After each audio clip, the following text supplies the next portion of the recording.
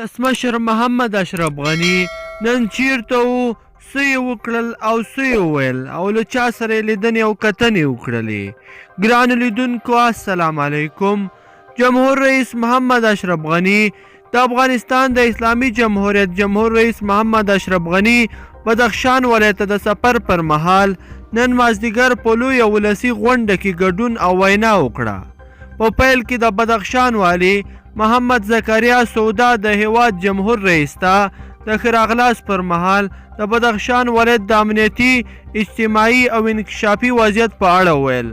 په بدخشان کې انکشافي وضعیت کې مثبت تغیرات راغلي دي او د بدخشان په کچه څو عمل منفعه پروژې تطبیق شوي دي.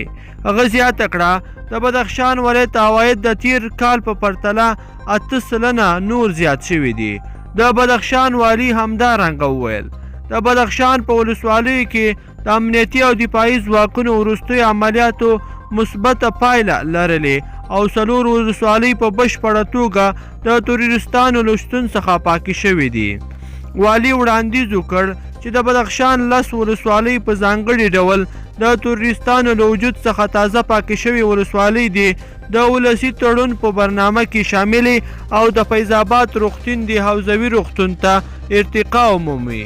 نوموړی د بدخشان ولایت د شهیدانو د ورثي او معلولینو د حقونو د ورکړې غوښتونکی شو او وی ویل مالداري، توریزم، جلبولو د قانوني او معیاري کانونو استخراج، اوبو او مدیریت او چین نه بدخشان ته د نوري فایبر تمدید ته د باید پاملرنه وشي. په دې غونډه کې د بدخشان ولایتي شورا رئیس بشر حمیم په ولسي جرګه کې د بدخشان د خلکو استازو ډاکټر ضیا یفتلي هم له ولسمشر څخه ورته غوښتنې بیان کړې. جمهور رئیس غني د هیواد د امنیتي او دفاعي ځواکونو په لیکو کې د بدخشان د ځوانانو د پام وړ ونډې په خاطر د مننې پر مهال وویل د بدخشان ځوانان زموږ د نورو وطنوالو ترڅنګ د هیواد په هر ګوټ کې له وطن څخه دفاع کوي. هغه زیاته کړه بدخشان د ملي یووالي زانګو ده.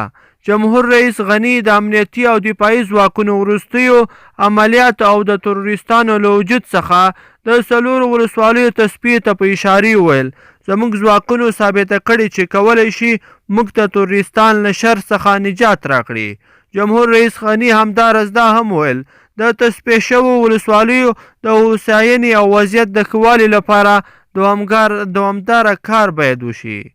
جمهور رئیس دا هم وویل له ځوانانو څخه چې مخکې د امنیتي او دفاعي ځواکونو په لیکو کې خدمت کړی وی غوښتل چې سیمه ییزې اردو سره یو ځای شي او د خپل ولایت د امنیت په ټینګښت کې برخه واخلي.